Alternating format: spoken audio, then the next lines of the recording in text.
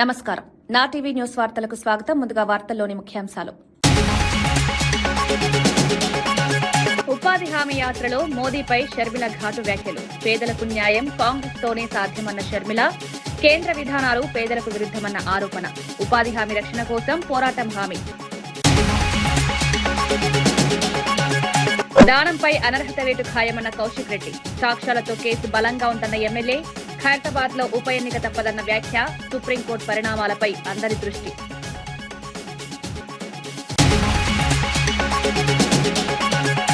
నౌకాదళ విన్యాసాలతో మార్మోగిన విశాఖ తీరం. రాష్ట్రపతి సమీక్షలో 71 యుద్ధ నౌకల పరేడ్.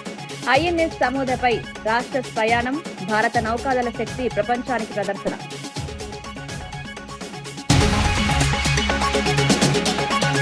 ప్రమాద బాధిత కుటుంబానికి న్యాయం చేస్తామన్న నేత.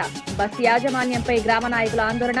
కంపెనీపై చర్యలు తీసుకోవాలన్న డిమాండ్. బాధిత కుటుంబానికి భరోసా ఇచ్చిన నరేంద్ర.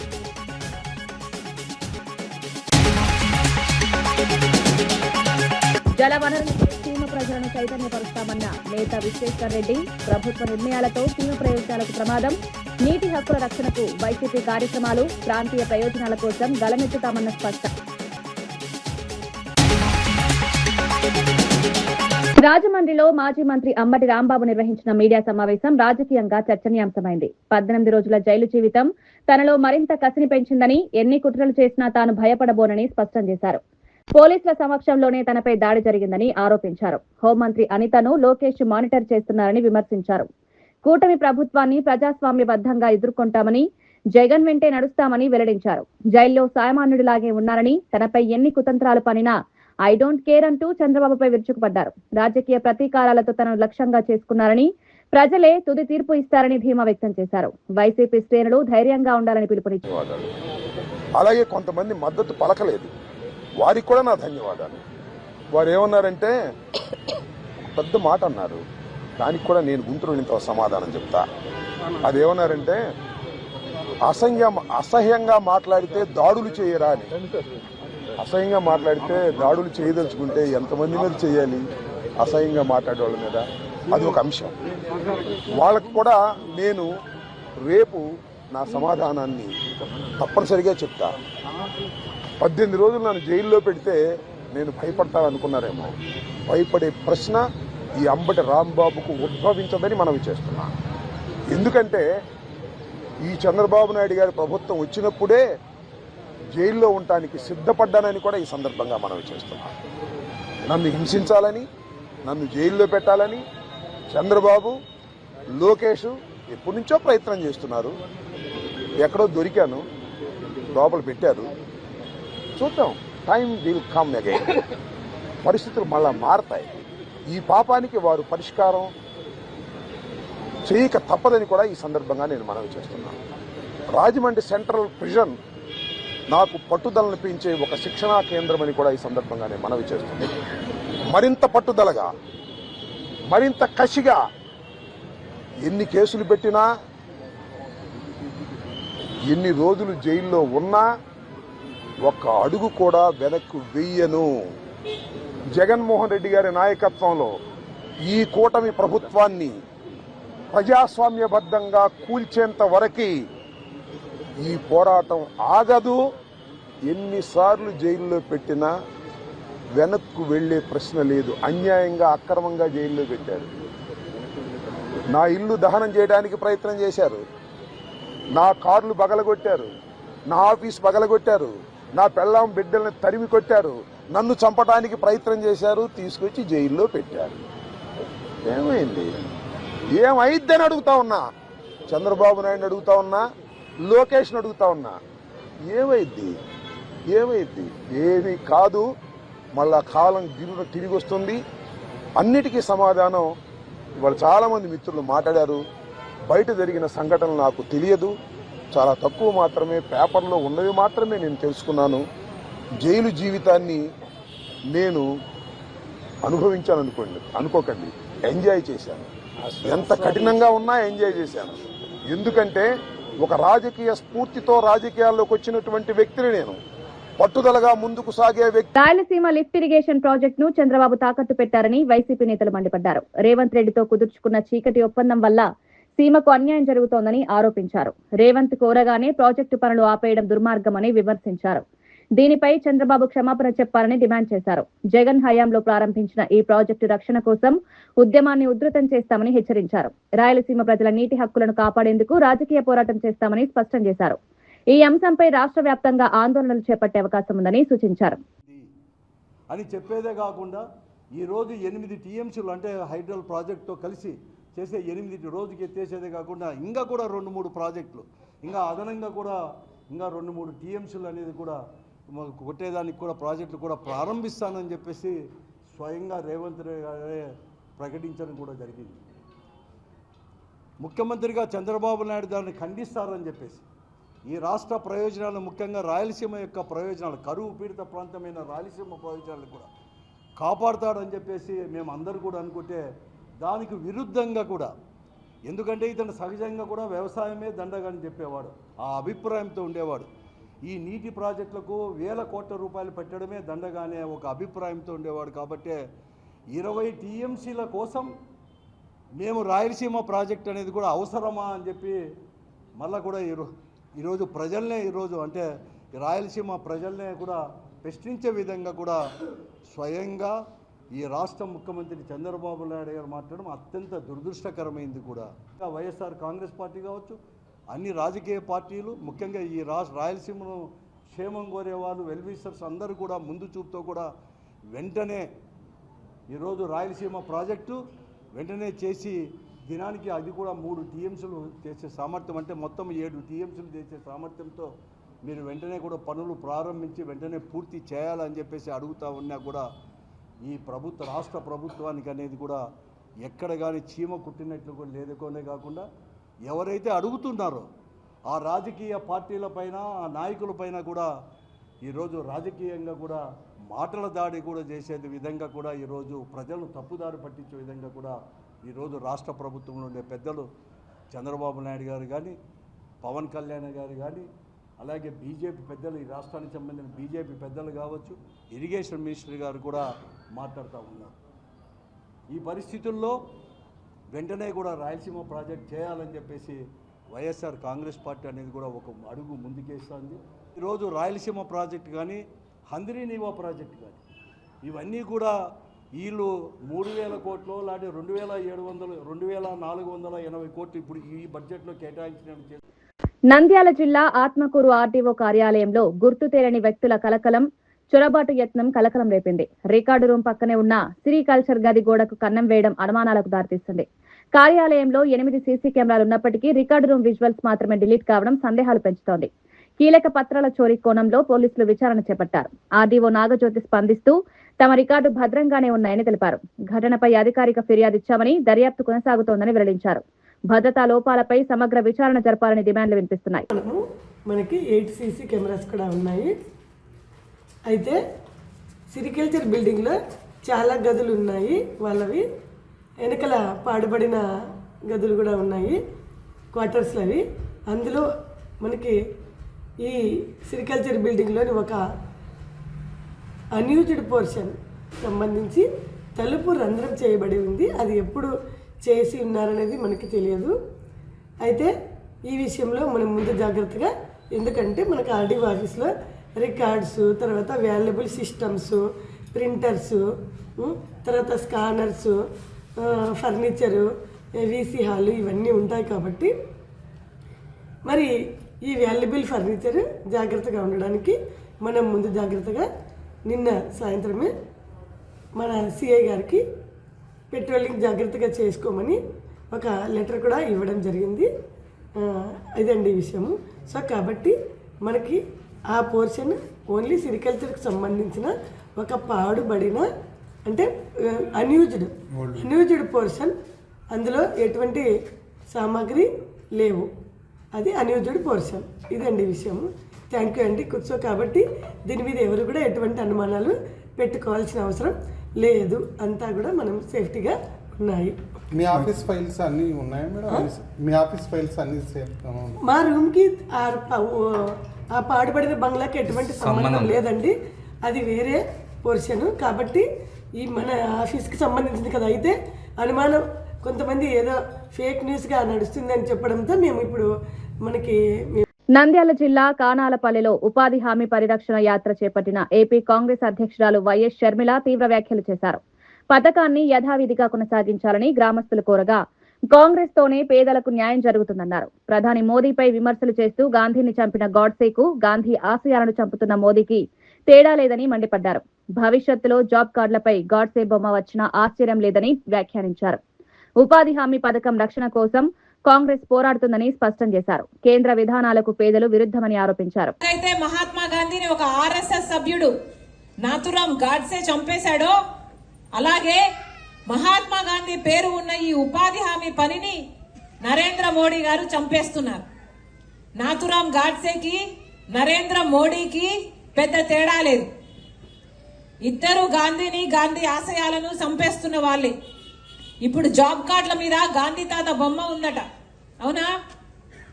ఇక మీదట ఆ బొమ్మ ఉండదు. నరేంద్ర మోడీ బొమ్మ ఉంటది కావచ్చు, లేక గాడ్సే బొమ్మ ఉంటది కావచ్చు, తెలియదు.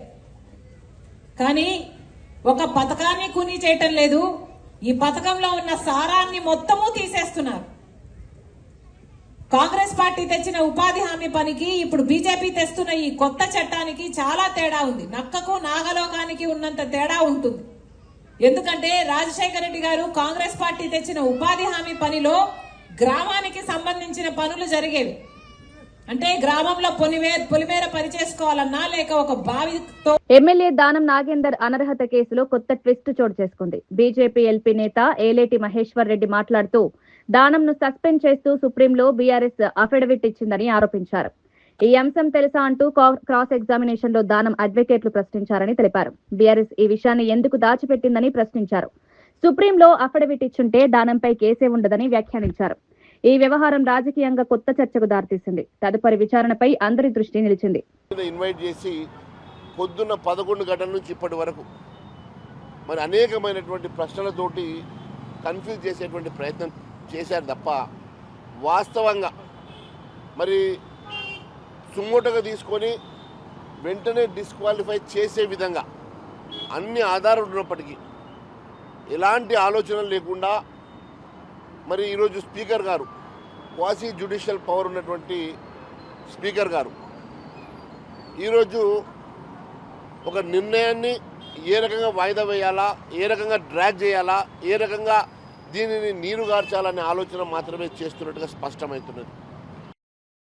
కూటమి ప్రభుత్వం రాయలసీమకు వ్యతిరేక నిర్ణయాలు తీసుకుంటోందని సింగనమల వైఎస్ఆర్సీపీ ఇన్ఛార్జ్ సాకి శైలజానాథ్ ఆరోపించారు.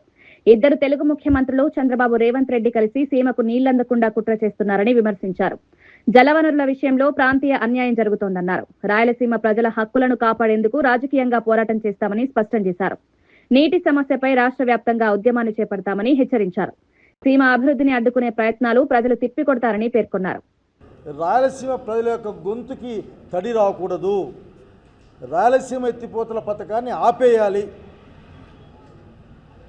మీరు ఆపేయండి అని ఆయన చెప్పడం, మన ముఖ్యమంత్రి గారు తల ఊపడం, పనులు ఆపేయడం, చివరికి ఇంకా చాలా దూరం వెళ్ళి ఆయన రాయలసీమ ప్రజలకు క్షమాపణ చెప్పాల్సింది పోయి రాయలసీమ ఎత్తిపోతల పథకం దేనికి పనికొస్తుంది 20 టీఎంసీల నీళ్ళు అనే విధంగా మాట్లాడడం అన్నది ఇక్కడ మనం అందరం గమనించాలి. 841 అడుగుల్లో నీళ్ళు వస్తేనే కొట్టుకునే పోతిరెడ్డిపాడు, తెలంగాణ 758 నుంచి ఆ పైన కొట్టుకుంటూ వస్తూ ఉంటే 8 టీఎంసీలు పోతే ఏదో ఒక రోజున పోతిరెడ్డిపాడుకు ఒక చుక్క నీళ్లు కూడా రాని పరిస్థితులు ఉంటే ఒక విజన్తో జగన్మోహన్ రెడ్డి గారు 80,000 క్యూసెక్కులతో నీళ్లు పంపు చేసుకొని ఆల్రెడీ ఎస్టాబ్లిష్ అయిన ప్రాజెక్టులకి స్టెబిలైజ్ చేయాలి, వాడికి ఇన్సూరెన్స్ లాగా వాడికి నీళ్ళు ఇవ్వాలని ఒక తపన పడితే అనంతపురం వాళ్ళుగా వెంకటరామరెడ్డి గారు లాంటి నీటి నిపుణులతో మాట్లాడినప్పుడు, మా ప్రిన్సిపాల్ గారు లాంటి వాళ్ళు చెప్పిన మాటలు లేక విశ్వాన్న చెప్పిన మాట్లాడినప్పుడు అవసరమైతే మనం కూడా ఒక 3-4 మిషన్లు పెట్టుకొని ఎత్తిపోతలు అక్కడి నుంచి బనకచెర్ల నుంచి పోతేటిపాళ్ళకి కొట్టుకుంటే మనకు భవిష్యత్తులో నీళ్లు ఉంటాయి, మనకి ప్రాణమైన హంద్రిని ఇవ్వకన్న అంశాలని కూడా పక్కకు పెట్టి ఈ రోజున రాయలసీమకు వ్యతిరేకంగా మాట్లాడడం జరుగుతూ ఉంది. రాయలసీమ ప్రజలు దీన్ని గమనించాలి. మనల్ని మభ్యపుచ్చి ఎవరి పరిపాలన వాళ్ళు చేసే కార్యక్రమం ఉంటుంది. ఇక్కడ ఆఖరికి స్పష్టమైన అవగాహన ఉండాలి. 10 ఏళ్లలో నల్గొండను ఇండస్ట్రియల్ హబ్ గా అభివృద్ధి చేస్తామని రోడ్లు భవనాల శాఖ మంత్రి కోమటిరెడ్డి వెంకటరెడ్డి తెలిపారు. శివాజీనగర్ పద్మావతి కాలనీలో 1.3 కోట్లతో నిర్మించనున్న నూతన పార్కుకు శంకుస్థాపన చేశారు. 2 ఏళ్లలో నల్గొండను స్మార్ట్ సిటీగా తీర్చిదిద్దుతామని స్పష్టం చేశారు. బాలికల జూనియర్ కళాశాల వార్షికోత్సవంలో పాల్గొని విద్యార్థులు మంచి మార్కులతో పాటు కమ్యూనికేషన్ స్కిల్స్ పెంపొందించుకోవాలని సూచించారు. నగరంలో శాంతి భద్రతలు కాపాడతామని హామీ ఇచ్చారు.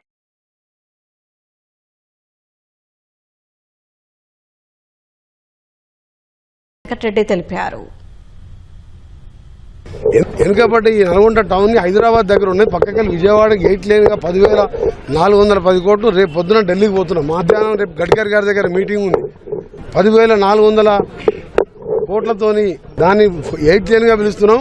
ఇక్కడ హాలియా గుర్రంపూడి మధ్యలో నుంచి గ్రీన్ ఫీల్డ్ హైవే 2,000 కోట్లతోని Hyderabad to Bandar via Amaravati ring road మీదకెళ్లి అదొక 20,000 కోట్లు. దాని పక్క నుంచే బుల్లెట్ ట్రైన్. సో రేపు నల్గొండ జిల్లా ఒక ఇండస్ట్రియల్ హబ్ కాబోతున్నది. 10 ఏళ్లలో ఇవన్నీ చేయాలంటే ఇంకా కష్టపడాలి. కాబట్టి సమయం వృధా చేయకుండా మొత్తం పనిలో పడ్డాము. జలవనరుల విషయంలో రాయలసీమ ప్రాంతానికి ప్రమాదం పొంచి ఉందని మాజీ ఎమ్మెల్యే వై విశ్వేశ్వరరెడ్డి అన్నారు. ఈ ప్రభుత్వం నిర్ణయాలతో సీమ ప్రయోజనాలను దెబ్బతీస్తుంటున్నాయని ఆరోపించారు. ప్రజలను చైతన్యవంతం చేసి ప్రభుత్వంపై ఒత్తిడి తీసుకొస్తామని తెలిపారు. రాయలసీమ నీటి హక్కుల రక్షణ కోసం వైఎస్ఆర్ కాంగ్రెస్ పార్టీ పలు కార్యక్రమాలు చేపడుతుందని చెప్పారు. ప్రాంతీయ ప్రయోజనాల కోసం రాజకీయంగా గలమెత్తుతామని స్పష్టం చేశారు. ఈ ప్రాంత ప్రజలకు జలవనరుల విషయంలో ఏర్పడినటువంటి ప్రమాదం దృష్ట్యా రాబోయే కాలంలో ఈ ప్రాంత ప్రజలను చైతన్యవంతులు చేసి ప్రభుత్వాలపైన ఒత్తిడి తెచ్చి ప్రాంత ప్రయోజనాలు కాపాడాలనే ఉద్దేశంతోనే ఈ కార్యక్రమాలు చేస్తూ ఉన్నాం. ముఖ్యంగా రాష్ట్రంలో ఏర్పడిన ప్రత్యేక పరిస్థితులు, విభజన అనంతరం ఏర్పడిన పరిస్థితులు కానీ, లేకపోతే ఆల్మట్టి ఎత్తు పెంచడం ద్వారా ఎదురవుతున్నటువంటి ప్రమాదం దృష్ట్యా కానీ రాబోయే కాలంలో రాయలసీమ ప్రాజెక్ట్స్ ప్రశ్నార్థకంగా మారేటువంటి ప్రమాదం ఉంది. ప్రత్యేకించి ఈ సందర్భంలో ఈ విధంగా సంకుచిత ప్రయోజనాల కోసం రాజీ పడి ఈ ప్రాంతానికి ద్రోహం చేయడం అనేటువంటిది చాలా తీవ్రమైనటువంటి విషయంగా మనందరం కూడా పరిగణించాల్సి వస్తుంది. రాయలసీమ ప్రాజెక్టులకు ఈరోజు ఏర్పడిన ప్రమాదం గురించి ఇంతకుముందు కూడా మా లీడర్స్ అంతా కూడా తెలియజేయడం జరిగింది. ముఖ్యంగా చంద్రబాబు నాయుడు గారు ముఖ్యమంత్రి అయిన తర్వాత ఏ ప్రభుత్వం అయినా కానీ అంతకుముందు ప్రభుత్వం ఏదైనా పాజిటివ్గా చేస్తే వాటిని ముందుకు తీసుకుపోవాలా. పార్టీలు మారుతూ ఉండొచ్చు, ప్రభుత్వం అనేటువంటిది శాశ్వతమైంది. అట్లాంటిది రాయలసీమ ప్రాజెక్టు విషయంలో 3,000 కోట్లకు టెండర్స్ పిలిచి 1,000 కోట్ల రూపాయలు. దానంపై అనర్హత వేటు ఖాయమన్న కౌశిక్ రెడ్డి. దానం నాగేందర్ కాంగ్రెస్ తరపున సికింద్రాబాద్ పార్లమెంట్ పోటీలో నిలబడి 4,29,000 ఓట్లు పొందినట్లు సాక్ష్యాలతో చూపించామని ఎమ్మెల్యే కౌశిక్ రెడ్డి తెలిపారు. ఖచ్చితంగా దానంపై అర్హత వేటు పడుతుందని ధీమా వ్యక్తం చేశారు. ఖైరతాబాద్ లో ఉప ఎన్నిక తప్పదన్నారు.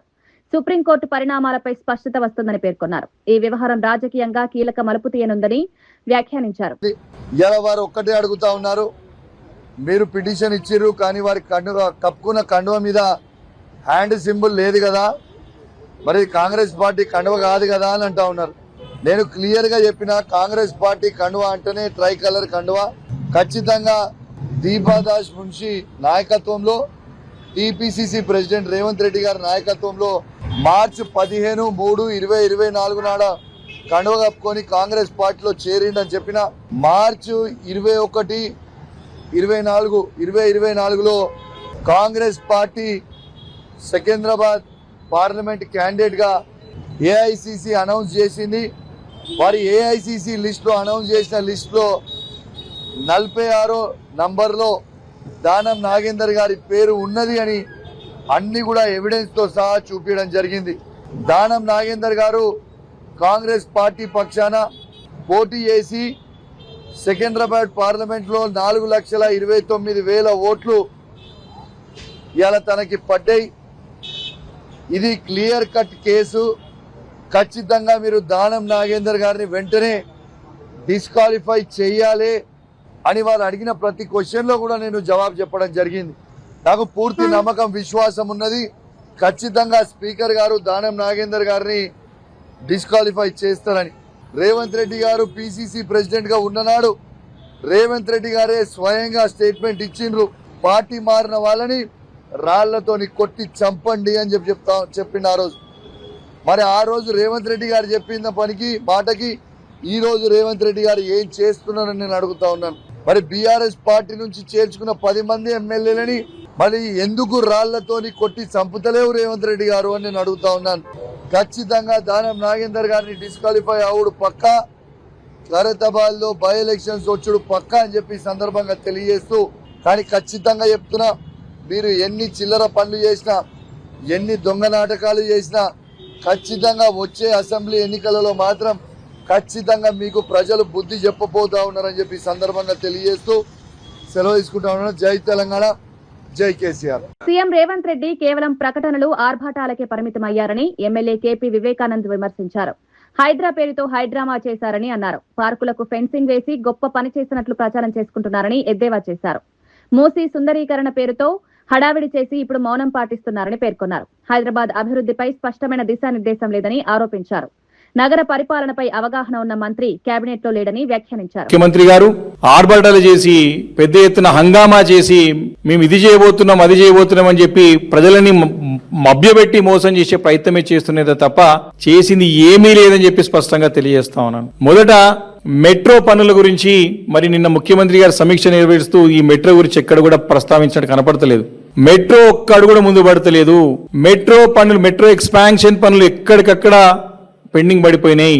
గతంలో కేసీఆర్ గారి నాయకత్వంలో కేంద్ర ప్రభుత్వం సహకరించకున్న రాష్ట్ర ప్రభుత్వం నిధులతోని మాక స్వయం శక్తితోని మెట్రో ఫేజ్ 1ని పూర్తి చేసి ప్రజలకు అందుబాటులో తీసుకొచ్చినటువంటి ఘనత మరి ఆ రోజు మా కేసీఆర్ గారి నాయకత్వంలో అప్పుడున్నటువంటి పురపాలక శాఖ మంత్రి కేటీఆర్ గారి నాయకత్వంలో పూర్తి చేసిన సంగతి గుర్తు చేస్తా ఉన్నాను.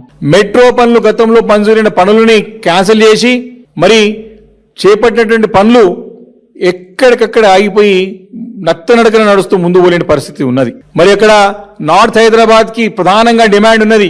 దాని గురించి ఎక్కడ కూడా ప్రస్తావన గానీ ప్రయత్నం గానీ కనబట్టలేదు.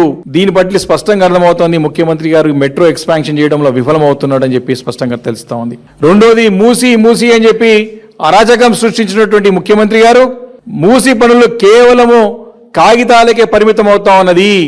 ఆ ఒక 3Dలో సినిమా చూపెట్టడానికి ప్రయత్నం పనికొస్తుంది తప్ప మూసీ పనులు అనేది అసలు ఎక్కడ కూడా జాడ లేదు. మూసీ ప్రక్షాళన పేరు మీద, మూసీ రివర్ ఫ్రంట్ పేరు మీద సృష్టించినటువంటి ఒక అరాచకం మామూలు విషయం కాదు. ఏ రకంగా పేదల ఇండ్లు కూలగొట్టినారో చూసినా కానీ ఒక్క పని కూడా ముందుకు పోటువంటి పరిస్థితి కనపడుతోంది మూసీ సంబంధించి. మరి మూడోది ఇన్ఫ్రాస్ట్రక్చర్ సంబంధించిన హెచ్సిటీ అయినా నామకరణం చేసి మేము గతంలో చేసినటువంటి స్ట్రాటజిక్ రోడ్ డెవలప్మెంట్ ప్రోగ్రామ్ కానీ స్ట్రాటజిక్ నాలా డెవలప్మెంట్ ప్రోగ్రామ్ కింద ఎంతో పెద్ద ఎత్తున పనులు చేసి ప్రజల మనల్ని పొందగలిగినాం. వాటిని పేరు మార్చి హెచ్సిటీ అనే పేరు తీసుకొచ్చి ఆ హెచ్సిటీ పనులన్నీ కూడా ఎక్కడికక్కడ కుంటపడిపోయినాయి. ఎక్కడ పనులు జరగట్నే లేదు, దాని గురించి ప్రస్తావన లేదు, దాని గురించి రివ్యూ లేదు. ఇప్పటి వరకు కూడా శాఖ మొత్తం ముఖ్యమంత్రి గారి దగ్గర ఉంది, దాన్ని పట్టించుకునే నాదుడే లేడు. హైదరాబాద్ చెందినటువంటి వ్యక్తి మంత్రి ఎవరు లేరు. అజరుద్దీన్ గారిని కేవలం నామాత్రం జూబ్లీ. రాష్ట్రంలో కాంగ్రెస్ పార్టీకి ప్రత్యామ్నాయం లేదని పిసిసి అధ్యక్షుడు మహేష్ కుమార్ వెల్లడించారు. స్థానిక సంస్థల ఎన్నికల్లో పార్టీ బలం రుజువైందన్నారు. ఈ ఎన్నికల్లో 87.5% ఎస్సీ, ఎస్టీ, బీసీలకు టికెట్లు ఇచ్చామని తెలిపారు. అభ్యర్థులు ఎంపిక సర్వేలు స్థానిక పరిస్థితుల ఆధారంగా జరుగుతుందన్నారు. మంత్రివర్గంపై పీసీసీ జోక్యం ఉండదని స్పష్టం చేశారు. వికారాబాద్ లో డీసీసీ శిక్షణ తరగతులు నిర్వహిస్తామని అగ్రనేతలు ఖర్గే, రాహుల్ గాంధీలు హాజరవుతారని వెల్లడించారు. పార్టీ నిర్మాణం, సంక్షేమంపై ఢిల్లీలో సమీక్ష జరుగుతుందన్నారు.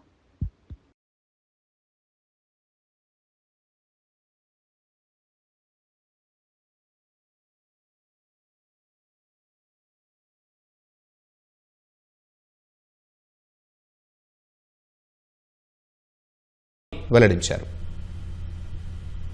ఇప్పుడు ఈ 10 సంవత్సరాలు గత ప్రభుత్వ పాలనలో ఉన్న బురద రాజకీయాలకు అతీతంగా ప్రజలు నిర్ణయం ఉంటది. అలాగే గెలిచిన రాజకీయ నాయకులు కూడా అలాగే స్వచ్ఛంగా ఉంటారన్న దానికి మా పాలమూరు కార్పొరేషన్ ఏకగ్రీవం కావడమే నిదర్శనం. అలాగే కేటీఆర్ గారికి కూడా ఒక సూచన చేయదలుచుకున్నా. మీరు ఎన్ని ప్రగల్భాలు పలికినా ఎన్ని తప్పుడు మాటలు చెప్పినా, సోషల్ మీడియాలో ఎన్ని అసత్యాలు ప్రచారం చేసినా ప్రజలు వాటిని నమ్మబోరు. మిమ్మల్ని బీఆర్ఎస్ పార్టీ నాయకుడిగా బీఆర్ఎస్ కార్యకర్తలు ఆమోదిస్తున్నారేమో కానీ ప్రతిపక్ష పార్టీలో ఉన్న మేజర్ నాయకుడిగా ప్రజలు మిమ్మల్ని అంగీకరించట్లేదు. ఈ వాస్తవాన్ని మీరు గ్రహించండి. విశాఖపట్నం తీరంలో ప్రతిష్టాత్మక ఇంటర్నేషనల్ ఫ్లీట్ రివ్యూ 2026 అత్యంత వైభవంగా జరిగింది. భారత రాష్ట్రపతి ద్రౌపది ముర్ము సమీక్షలో పాల్గొని 71 యుద్ధ నౌకల పరేడ్ను వీక్షించారు. 6 వరుసల్లో నిలిచిన నౌకాదళం నుంచి గౌరవ వందనం స్వీకరించారు. ఐఎన్ఎస్ సుమేధ నౌకపై రాష్ట్రపతితో పాటు AP governor Abdul Nazeer, CM Chandrababu, deputy CM Pawan Kalyan, కేంద్ర మంత్రి రామ్మోహన్ నాయుడు ప్రయాణించారు. భారత నౌకాదళ శక్తిని, అంతర్జాతీయ సహకారాన్ని ప్రపంచానికి చాటి చెప్పిన ఈ సమీక్ష చరిత్రాత్మకంగా నిలిచింది. India just completed her maiden historic voyage to Oman conveys the long-standing relationship that both nations enjoy. EEZ गश्त निगरानी और समुद्री सुरक्षा अभियानों की काबिलियत रखता है। रेडियो सज्जनों, आपकी बाई और है RNOV 7।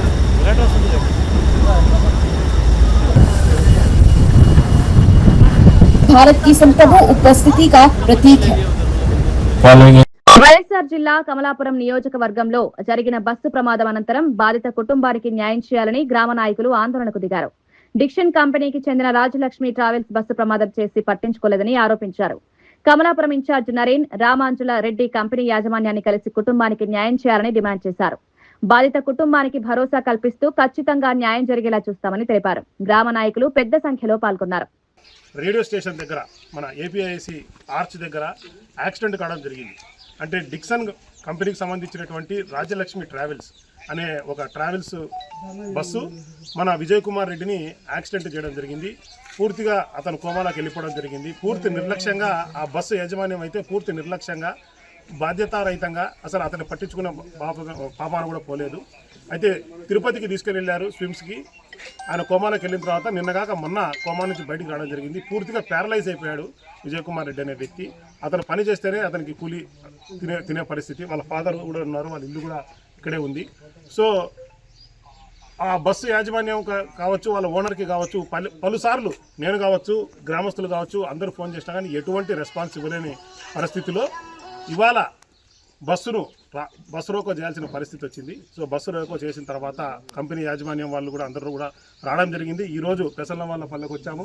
విజయ్ కుమార్ రెడ్డిని కంపెనీ వాళ్ళు యాజమాన్యం వాళ్ళు కూడా వచ్చారు. ఈయన దిలీప్ అని చెప్పేసి కంపెనీ అడ్మిన్, ఇతను నరేష్ అని చెప్పేసి HR మేనేజర్ డిక్సన్ కంపెనీకి, వారు కూడా రావడం జరిగింది. మా ప్రధానమైన డిమాండ్ ఏమిటంటే ఖచ్చితంగా విజయ్ కుమార్ రెడ్డి గారికి ఇప్పటికైతే ఎంతవరకైతే వైద్యం ఖర్చులైనాయో పూర్తిగా అది చెల్లించాలి. అతను పూర్తిగా ప్యారలైజ్ అయి ఉన్నాడు. అతన్ని మళ్ళా తిరిగి అతను మంచి స్టేజ్కి వచ్చేంత వరకు, అంటే మళ్ళీ తిరిగి ఆయన పనులను చేసుకునే స్టేజ్కి వచ్చేంత వరకు కూడా ఆయనకు హాస్పిటల్ ఖర్చులు అయితే హాస్పిటల్ ఖర్చులు కావచ్చు. తర్వాత అతను పని చేసుకోలేకపోతున్నాడు కాబట్టి ఇన్ని రోజులకు అతనికి కాంపెన్సేషన్ కూడా డిక్సన్ వాళ్ళు లేకపోతే ఆ రాజలక్ష్మి ట్రావెల్స్ ద్వారా మీరు ఖచ్చితంగా ఇప్పియాలని చెప్పేసి మీ అందరికీ విజ్ఞప్తి చేస్తున్నాము. చాలా పూర్ ఫ్యామిలీ, మనం కూడా చూసాము. వాళ్ళ ఫాదర్ కూడా బైపాస్ సర్జరీ చేసుకొని ఉన్నారు. సో తప్పకుండా ఈ పేద ఫ్యామిలీని ఆదుకోండి. పూర్తిగా కూడా వైఎస్ఆర్సీపీ ప్రభుత్వంలోనే మన ఫ్యాక్టరీ కూడా రావడం జరిగింది. వార్తలు ముగించే ముందు ముఖ్యాంశాలు మరోసారి. ఉపాధి హామీ యాత్రలో మోదీపై షర్మిల ఘాటు వ్యాఖ్యలు. పేదలకు న్యాయం కాంగ్రెస్ తోనే సాధ్యమన్న షర్మిల, కేంద్ర విధానాలు పేదలకు విరుద్ధమన్న ఆరోపణ. ఉపాధి హామీ రక్షణ కోసం పోరాటం హామీ. దానంపై అనర్హత వేటు ఖాయమన్న కౌశిక్ రెడ్డి. సాక్ష్యాలతో కేసు బలంగా ఉందన్న ఎమ్మెల్యే. ఖైరతాబాద్ లో ఉప ఎన్నిక తప్పదన్న వ్యాఖ్య. సుప్రీంకోర్టు పరిణామాలపై అందరి దృష్టి.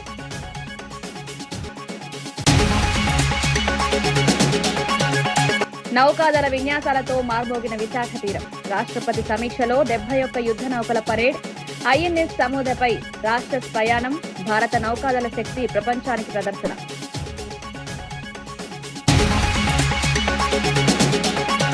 ప్రమాద బాధిత కుటుంబానికి న్యాయం చేస్తామన్న నేత. బస్ యాజమాన్యంపై గ్రామ నాయకుల ఆందోళన. కంపెనీపై చర్యలు తీసుకోవాలన్న డిమాండ్. బాధిత కుటుంబానికి భరోసా ఇచ్చిన నరేందర్.